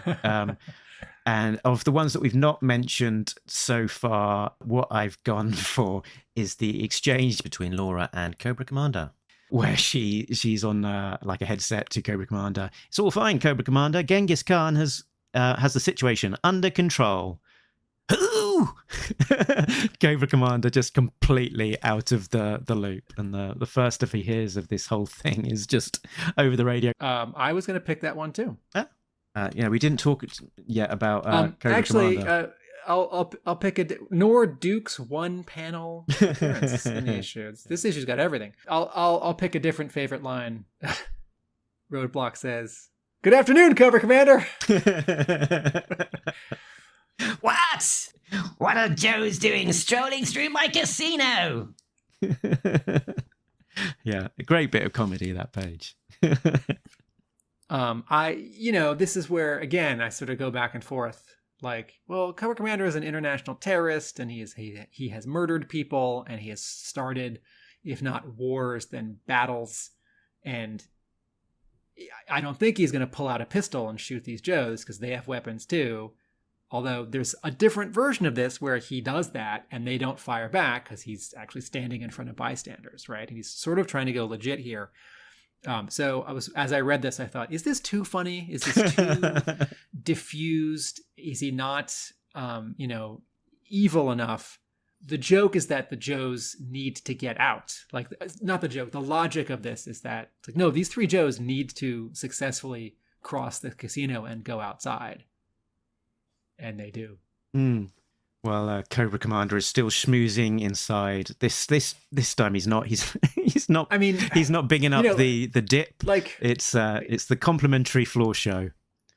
Like some like every other Star Wars show and movie, some rebellion people disguise themselves and infiltrate some Empire or First Order base or ship. And it's like the version where like Luke and Leia and Han are like walking out. They like wave to Darth Vader, like, "Good afternoon, Darth Vader." And Darth Vader like doesn't immediately draw his lightsaber and, go after them. So, this is Hama's take on Cobra Commander, who is mean and evil and terrible, but not always. Sometimes he's, defanged or distracted. Mm-hmm. Very good. Should we give this a score? Yo-Joage time? 7. Yeah, I think I'll go 7.5. Really enjoyed it. Just a lot of fun. As I say, bonkers. Lots of good storytelling from Andrew Lee Griffith, juggling a lot of characters and weapons and costumes, and in one or two panels, vehicles. A welcome guest appearance from Netho Diaz. I like his 2 pages after his splash page. I don't love them, but I like them. And since I knew going in with the plot, he just make up the fight, just have them fight. Oh, something I didn't mention. Someone uses a Frag Viper's grenade. And as a kid, I thought grenades were cool as a kid in sort of, army military gear. And I was always a little disappointed. I liked it that Joes and Cobras had grenades sculpted onto their, torsos. And when the Frag Viper came out, I think by the Frag Viper is 89. I think by then I'd already bought a disarmed grenade at our army surplus store. Oh, wow. Right? Like, that was really cool. And also it made it to a Halloween costume. And, my brother and I, he had one too. We didn't do anything with it. We didn't run around the neighborhood or scare people with it. It was just a cool thing to have in my sort of like junk box. But when the Frag Viper was released, not only is there a tube that seems to, in the story, in the fantasy, like vacuum suck a grenade, a live grenade, from his backpack reservoir of grenades into his crazy throwing claw, right? And in that backpack are there little bits of grenades sculpted sort of within the space of the backpack, but he has 3 individual grenades sculpted that stick onto the top or bottom of his backpack that you can then put into his crazy claw, and you can actually kind of hurl or fake hurl. And they're not really scaled for G.I. Joe hands. They're a little too big, but close enough. They're 115% larger than scale life size. So here, like, I don't see Hama all that often being this specific about someone's costume, sort of what it does. It's like, no, well, like a Frag Viper could pick up like a regular Viper's machine gun if they needed to, or like a Joe drops their gun and picks up someone else's gun, and it's like, what's this specific kind of machine gun? And here, Genghis Khan is pulling those 2 grenades off those 2 prongs off of the Frag Viper's actual sort of toy accurate backpack. And then you have this joke where, anyway, 7. Cool. Excellent. So I'll just say that last episode we introduced the new quiz, Serpent Or, and we're running a little bit long today, so let's put that one to another show. It will return. So next time on Talking Joe, we will be covering the latest issue of A Real American Hero as it comes out. So the next one will be ARAH 298. So 298 is currently due for 21st of September. So a little under a month. Yeah, sort of as we're seeing, like almost a 3-weekly schedule at the moment. So look forward to that. And as always, you can find us in between doing other things like talking about the Devil's Due era. Tim, where can people find you? Video essays at our YouTube page, Atomic Abe Productions. My comic book store in Somerville, Massachusetts is Hub Comics. And on the internet, I am at arealamericanbook.com. Very good. You can find more about the show at the usual places. talkingjoe.co.uk is the website that links to all of those places, like Facebook, where lots of people have been joining this last week. So welcome to all of the new members there. Some good discussions on Twitter, on Instagram, and all of that good stuff, including Patreon. So big thanks to our backers, Sam, Jay, Bill, Christopher, Justin, Rob, and our latest Patreon subscriber, a Real American Brian. He's stolen our name, Tim. They are getting early access to episodes as well as some exclusive content. So that is us done. But remember that nobody beats Talking Joe, an international podcast. Laters.